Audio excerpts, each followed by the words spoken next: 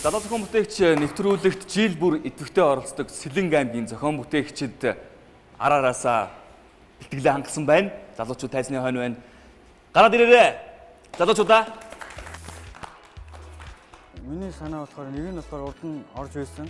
Харин нэг нь болохоор сая Сэлэнг аймаг судалгаа хийж үзснээс хөгжлийн бэрхшээлтэй хүнд хандаж илүү төлхөө туслахыг хичээж санаа гаргасан байна гэсэн. Харин нөгөө санаа маань болохоор урдан жил орж ирсэн өгөөд одоо илүү эрсдэлтэй болгож орж ирсэн байна. Ер нь туршлагатай зөвхөн бүтээгчд ороод байна да. Өмнө орж ирсэн мөлөө? 2 жил. Ямар бүтээлээр орж ирсэн мөлээ? Зөөр ийц. Ноо санагч орж ирсэн. Бүүн туршлага шүү дээ.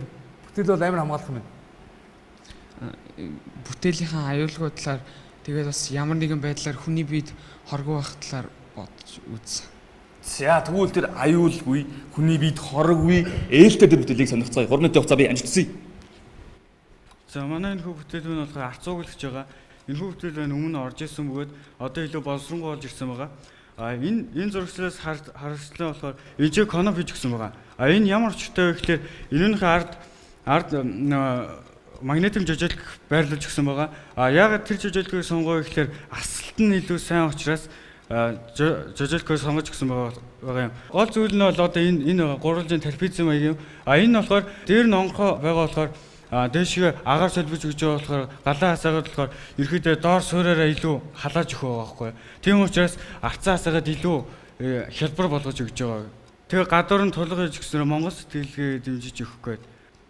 За баярлалаа тайзан дээр үрж байна. Зохион бүтээгч цаг жавхлан жожголох дотор тал нь ойлгох. Тэ асаагуур барилгах гэж юм тий. Тэгээд асаагуур чинь ингэдэг шүү дээ.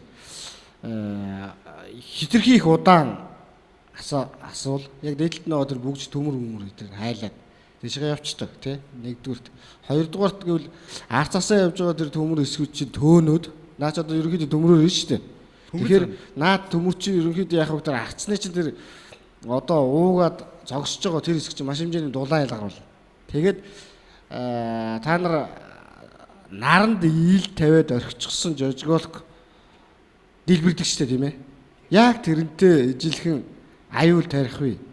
Тэгээд тэр аюулгүй байдлын тэр талаасаа бол би бол дутагдaltaй байна гэж бодож байна. Аюултай байна тийм үү?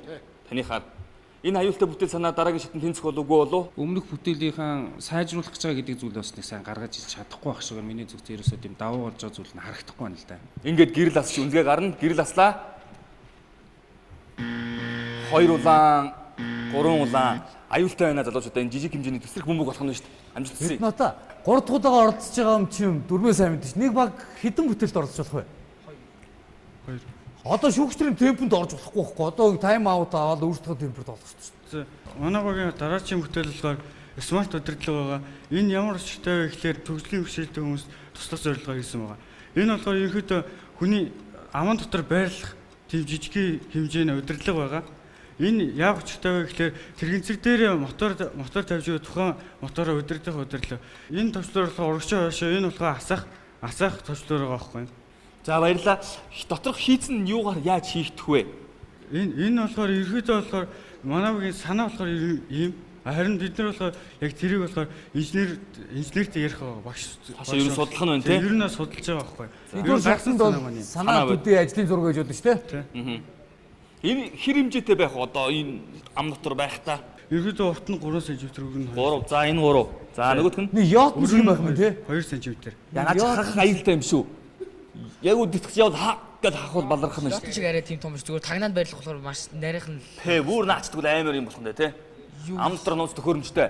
За ам доторх нууц төхөөрөмжийн тухайд шүүгч цаг жавхлан юу бодож байгаа вэ? Анх ингээд iPad-н дээр зураг ингээд томруулаад өнтөрөхөд сэтгэхгүй л биш тэгээд. Яах нь вэ тийм ээ. Одоо эмнэлэг төвчж байгаа юм уу, хөгжлийн бэрхшээлтэй одоо гаргуу ч юм уу, хөл гарна гэмтсэн тийм хүмүүс өөрөө одоо асрагч байхгүй үед одоо шийдвэл телевиз өдөрдөг юм уу, үгүй бол дуудлага тусламж өгсдөг юм уу? Тийм их ч юм шүү дээ тий. Тэгтээ амандаа байрлуулсан төхөөрөмжөөр. За яг ерөнхийдөө одоо тэр төхөөрөмж дотор чинь яг юу байрлах юм гэдгийг дэлгэрэнгүй ярих хэрэгтэй юм байна. За ямар ч байсан эхний ээжийн зүгээр очир зүггүй их олон үйлдэл өдөрдөхгүй нэг юм уу 2 үйлдэлийг л хийгээд дуудчихдаг бол болно л тоо цаашаа тэгээд сайжруулах болно. Олон улсын одоо ном журмандаа гэх юм уу та ам дотор ингэж удирдах, удирдлага, байрлах зүйтэй юм болов уу? Одоо авсан шүүгчээ. Тэгэхээр их энгийн бодох хэрэгтэй. Зүгээр та нар тэгэн зэрэг өдөрдөж болно. Нөгөө талаас бол уул нь манай Монгол Улсын их сургуульд бас ийм шууд юу гэдэг юм л да. Нөгөө хүний хиймэл гарыг хийгээд за тэгээд тэр гарны эд ангиудыг бол одоо манай мэдээлэл нэгэн шилгооны парк дээр нийтэд нээлттэй болцсон байгаа. 3D принтерээр хэсэг-хэсгэнд хийлгээд тэгээд нөгөө тараасаа ингэж атгахтаг юу хийчихэд байгаа. Бид нар бол удирдлага нь бол жоохон нөгөө булчингаас нь мэдээлэл авч хөдлөх гээд байгаа байхгүй. Би нөгөө чиглүүлэх болон асуух хүмүүсийг чинь хандуулж өгöd байна л да. За. Болоод шүүгч. Миний хувьд болохоор сая яг Япон томилтоор явж байхад яг одоо яг энийг бүхэлдээ та эдээс гэс бүр гэрээш утсан судалгааны түвшинд яг энэ ажил явагдаж илээ л дээ. Гэхдээ яг та нарын хэлж байгаас дахир дутуу хүн гэхээс илүү ер нь бол манайхаар бол нөгөө нэг харуултууд эдэн шүү дээ. Харуултаасуудад ерөнхийдөө дөрвөн мөчний ажиллагааг болсон тийм хүмүүст зориулсан. Тэгээ амны хөндөд дотор хийх гэх. Тэдний хийж байгаа хүндрэлтэй асуудал юу нөхөр дөнгөж сайн энэс шүүгч нар бас хэлээд байгаа.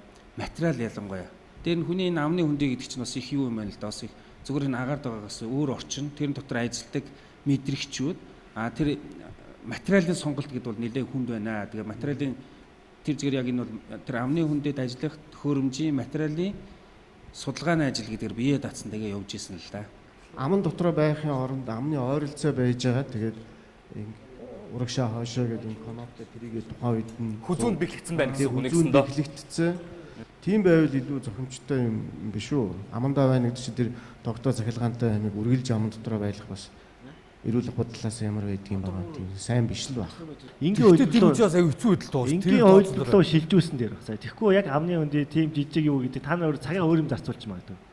Тэгэхээр эхний шатанд та нар зүгээр эхний загвар гаргах юм чи тэр тал руу илүү энгийн байх тал руу анхаарай. За. За ингээд шүүгчдийн гэрласлаа. Үнэлгээ гарна. Нэг улаан, нэг ногоон.